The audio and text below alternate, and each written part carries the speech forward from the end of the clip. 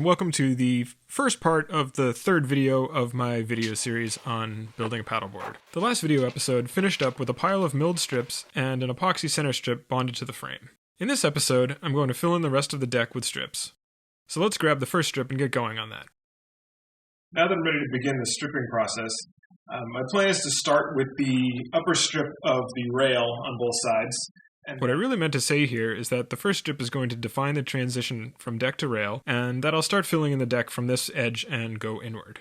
Because the first strip determines the position of the outer edge of the deck, I spent some extra time making sure it was exactly in the right place. After carefully making measurements and marks, some temporary blocks were added to keep everything aligned and in place for gluing. To prepare the strip for gluing, I first tapered the front end of the strip, and then worked toward the back and checked that everything fit okay.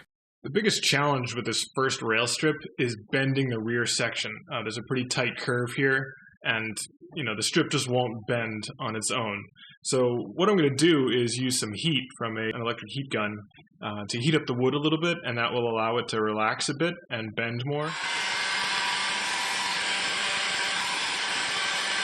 With the strip pre-bent and ready to go, I mixed up some thickened epoxy and permanently bonded it to the frame. Some cut-up old bicycle tubes and clamps worked really well to hold everything in place and tightly against the frame. These bits of rubber came in handy for clamping oddly shaped parts together throughout the build. Now that the epoxy on the first strip is dry, I'm ready to put on the next strip. For what I'm doing, I'm actually going to be putting a very thin maple strip as a stripe, but before I do that, I want to fit the next wide strip that will be going up the deck. What needs to be done is a rolling bevel. Basically, I'm going to bevel the edge of this strip that's already on. Here's a quick animation of a rolling bevel. It's simply a way to join rectangular-shaped strips around a curve without leaving any open gaps between them. As you can see, the edge of the previously glued strip is cut at an angle so that the next strip fits tightly against it. This method is more time-consuming than other strip building techniques, but if done correctly, it produces a clean, gap-free surface with almost invisible joints between strips. I start the process by lightly marking the surface to be beveled using a pencil. The idea here is to plane and sand away enough of the previous strip so that the pencil marks are gone, but no more than that. To cut the bevel, I mostly use a combination of shoulder planes and a flexible sanding board. Because there are some tight curves on the paddleboard that these tools don't really fit in, some improvisation is also necessary. From here, it's just a matter of planing, sanding, and test fitting until the next strip fits perfectly. As mentioned before, I'm adding a thin accent strip before the next wide strip goes on. It really doesn't require any modification other than to taper the end slightly so it fits nicely against the center strip. Because of the tight curve at the back of the board, some deviation from the normal technique was used for this first deck strip, but after that, filling the remainder of the deck was just a matter of repeating the same steps over and over.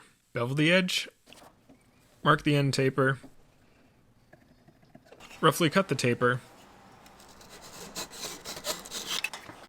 test fit, adjust the taper, test fit, adjust some more, test fit again, adjust again, and after many attempts, glue the whole thing in place.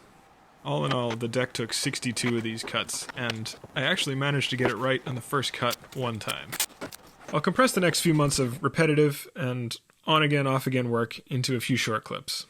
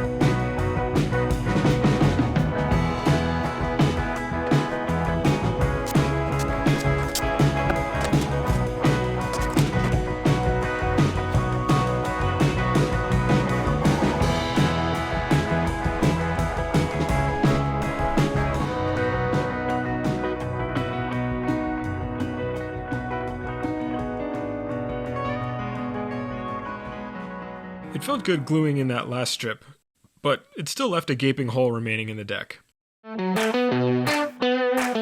If you recall from the previous video, the plan for the standing area of the board was to use wider and darker wood and to orient it parallel with the center line. To do this, I ripped and resawed another board of cedar into wide strips to be oriented in a book match pattern across the center of the board. This basically means that the grain of one strip is a mirror image of the grain of the matching strip on the opposite side of the board.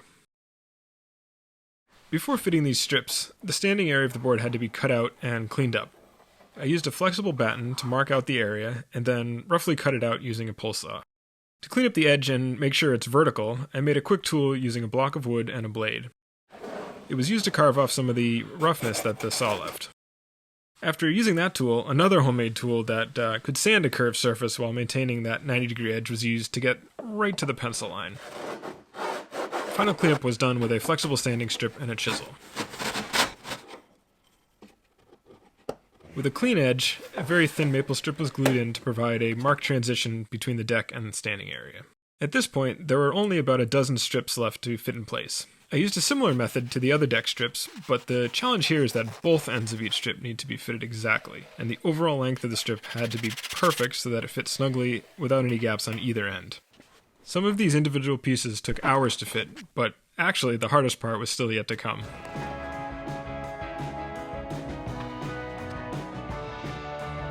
Alright, I've made it to the last strip on the standing area of the deck, and this is the one I have none of it looking forward to. This is going to be a really tough one to fit in because there's one straight edge, but the other edge is completely curved the entire length, and I'm going to have to get it to fit perfectly. So what I'm going to do is I actually haven't glued in the previous strip, so I can pull that out and get a little bit more working space. And the strip that I have to fill this gap is a little bit wider than it needs to be. So I'm going to use that width to my advantage and leave a little more room for error. And cut this edge, roughly to the curve, but leave the straight side long. That way I can get this side to fit perfectly, and I'll still have some room for error, and I can cut the other end down pretty easily since it's a straight line. And not having that previous strip in place will give me a little bit more room to work to get this to fit in perfectly. So here it goes. This might take a while. The first step here was to make sure the strip was parallel to the previous one, and then I traced the outside curve. I cut out the curve shape on the bandsaw, and from here it was a matter of test fitting, marking high spots, and then sanding off small amounts of wood at the marks until the fit was perfect. This process took a long time, but it fit well in the end. With the outside curve fitting nicely, it was time to trim off the straight edge so that the previous strip could fit snugly in the gap. But I settled on making a router jig that followed the edge of the third to last strip and cut it at exactly the same width as the second to last strip. Maybe seeing it in action would better explain how this worked. After carefully making this cut, everything ended up fitting nicely, and with a bit of glue and a few taps from a mallet, the deck was complete. Here it is in its rough form. It currently looks a lot better after being sanded smooth, but I'll hold off showing you that until the next video. Or you can check it out now on my Instagram feed at Made by Mike Designs. That's where you can find the most updated content from this build, so give a follow if you haven't already. In the next video, I'll do a rough sanding of the deck, continue with stripping the rails, and get started on the bottom sheet. Don't forget to subscribe, and thanks for watching.